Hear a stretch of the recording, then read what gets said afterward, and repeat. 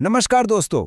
आज हम सफर पर चलेंगे दुनिया के सबसे बड़े लेखक विलियम शेक्सपियर के एक एपिक प्ले हेनरी फाइव के दुनिया में। ये कहानी है एक राजा के बनने की, लीडरशिप की, जंग की और उस भारी कीमत की जो एक ताज के लिए चुकानी पड़ती है। तो चलिए इस कहानी की गहराइयों में उतरते हैं। इस प्ले के दिल में एक बहुत बड़ा सवाल छिपा है और चलिए सबसे पहले उसी का सामना करते हैं।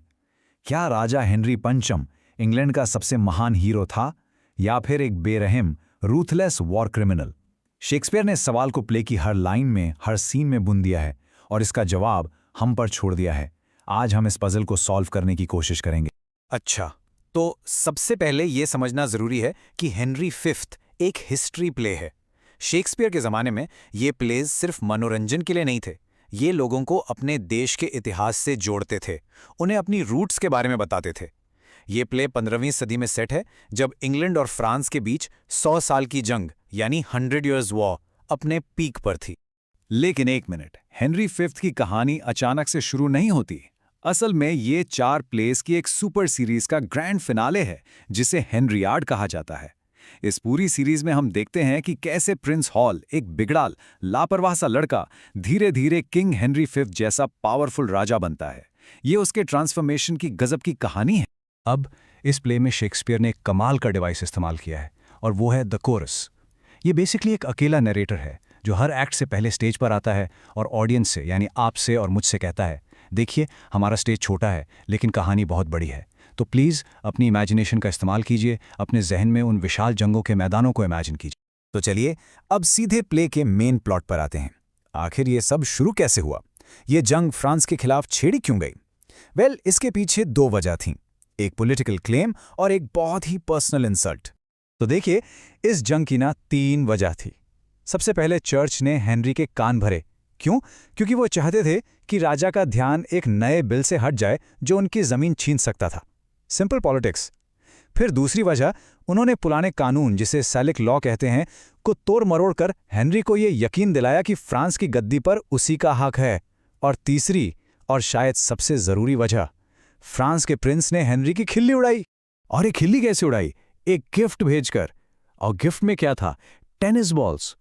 सोचिए, फ्रांस का प्रिंस हेनरी को कह रहा था कि तुम अभी बच्चे हो, जाकर खेलो, राजा वाजा बनना तुम्हारे बस की बात नहीं।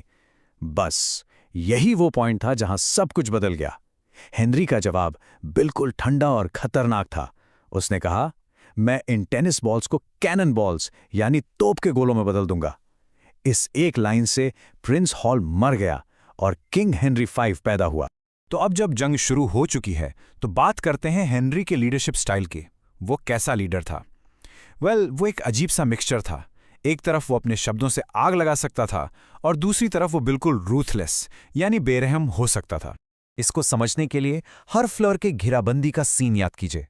उसकी सेना थक चुकी है, हारने के कागार पर है, और तब हेनरी सामने आता है और अपनी फेमस स्पीच देता है, once more unto the breach dear friends, once more, यानी एक बार और हमला करो मेरे दोस्तों, शेर की तरह टूट पड़ो। वो सीधे सीधे अपने सोल्जर से कह रहा है कि अब इंसानियत को भूल जाओ और एक जंगली जानवर की तरह लड़ो। लेकिन लीडरशिप सिर्फ जोशीली स्पीचेस से नहीं चलती। हेनरी का एक दूसरा चेहरा भी था, एक अंधेरा चेहरा। उसने अपने ही 3 बड़े अफसरों को देशद्रोह के इल्जाम में मौत की सजा दे दी।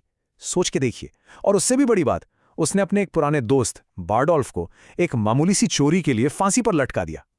इससे उसने साफ मैसेज दिया, राजा के लिए डिसिप्लिन और कानून दोस्ती से बढ़कर है, कोई एक्सेप्शन नहीं। और इन सब के बाद हम आते हैं प्ले के क्लाइमैक्स पर, वो मोमेंट जिसका सबको इंतजार था, द बैटल ऑफ एजनकोर्ट। ये हेनरी के लिए, उसकी सेना के लिए, उसकी लीडरशिप के लिए द अल्टीमेट टेस्ट था। सिचुएशन कितनी खराब थी इसका अंदाजा लगाइए। एक तरफ इंग्लिश सेना बीमार, भूखी, थकान से चूर, और दूसरी तरफ फ्रेंच सेना उनसे 5 गुना बड़ी, 5 to 1। हर एक अंग्रेज सोल्जर के लिए 5 फ्रेंच सोल्जर। जीत का तो सवाल ही पैदा नहीं होता। और ऐसी हालत में जब सब उम्मीद छोड़ चुके थे, हेनरी ने अपना सबसे बड़ा दांव खेला। उसने दी शेक्सपियर के सबसे फेमस स्पीचेस में से एक, सेंट क्रिस्पिन्स डे स्पीच। उसने क्या किया? उसने अपनी सबसे बड़ी कमजोरी को ही अपनी सबसे बड़ी ताकत बना दिया। उसने कहा, हाँ हम कम हैं, लेकिन इसका मतलब है कि जीत का सम्मान भी ज्यादा होगा। हम कुछ लोग, हम खुशनसीब लोग, हम भाइयों का एक बंड हैं, क्योंकि जो आज मेरे साथ खून बहाएगा वो मेरा भाई होगा। उसने डर को गर्व में बदल दिया। और इस स्पीच का असर जादू, बिल्कुल चमत्कार हो गया। फ्रेंच सेना के हजारों लोग मारे गए, जबकि इंग्लिश आर्मी के कैजुअल्टीज मतलब नुकसान बहुत ही कम था। ये एक ऐसी जीत थी जिस पर कोई यकीन नहीं कर सकता था। जीत तो मिल गई, सब जश्न मना रहे हैं, लेकिन शेक्सपियर यहां पर एक पॉज लेता है। वो हमसे पूछता है, बट एट व्हाट कॉस्ट? ये जीत किस कीमत पर आई? अब कहानी जीत के जश्न से हटकर जंग के अंधेरे सच की तरफ जाती है। हुआ ये कि लड़ाई के बीच में फ्रेंच लोगों ने इंग्लिश कैंप पर पीछे से हमला किया और वहां जो सामान की देखभाल करने वाले लड़के थे उन्हें मार दिया, निहत्थे लोगों को। यह सुनकर हेनरी आग बबूला हो गया और गुस्से में उसने एक ऐसा ऑर्डर दिया जो आज तक डिबेट का हिस्सा है। उसने कहा, सारे फ्रेंच कैदियों को मार डालो। ये उस वक्त के जंग के नियमों के भी खिलाफ था, और यही वो एक पल है जो हेनरी को हीरो से विलन बना सकता है। तो ठीक है, जंग जीत ली गई, भले ही गलत तरीके से। लेकिन अब आगे क्या? इस जीत का अंजाम क्या हुआ? चलिए देखते हैं इस जीत के बाद की कहानी। शांति, शादी और एक ऐसी विरासत जिसमें एक ट्विस्ट है। जीत के बाद जो पीस ट्रीटी हुई उसका नाम था ट्रीटी ऑफ ट्रॉयज, और इस ट्रीटी से हेनरी को वो सब कुछ मिल गया जिसके लिए उसने जंग शुरू की थी। पहला, उसे फ्रांस की गद्दी का वारिस बना दिया गया। दूसरा, उसकी शादी फ्रेंच प्रिंसेस कैथरीन से कर दी गई। और तीसरा, दोनों देशों को एक कर दिया गया। मतलब हेनरी ने जंग के मैदान पर भी जीता और नेगोशिएशन टेबल पर भी। लेकिन शेक्सपियर की कहानियां कभी इतनी सीधी नहीं होती। प्ले के बिल्कुल एंड में वही कोरस वापस आता है और एक आखिरी दुख भरी बात बताता है। वो कहता है कि हेनरी बहुत जल्दी मर गया। उसका बेटा हेनरी द सिक्स्थ बचपन में ही राजा बन गया, लेकिन वो इतना कमज़ोर था कि उसके राज में सब कुछ बर्बाद हो गया। इंग्लैंड ने फ्रांस को भी खो दिया और देश में सिविल वॉर यानी गृह युद्ध शुरू हो गया। यानी हेनरी की इतनी मेहनत, इतनी बड़ी जीत आखिर में बेकार चली गई। तो हम वापस उसी सवाल पर आ जाते हैं जहां से हमने शुरू किया था। आखिर हेनरी भी था कौन? एक हीरो जिसने अपने लोगों को एक किया और उन्हें इज्जत दिलाई, या एक रूथलेस जीतने वाला जिसने अपनी जिद पूरी करने के लिए हिंसा का सहारा लिया? इस प्ले की सबसे बड़ी खूबसूरती यही है कि शेक्सपियर आपको इसका जवाब नहीं देता। वो आपको दोनों साइड दिखाता है और फैसला आप पर छोड़ देता है। आप क्या सोचते हैं?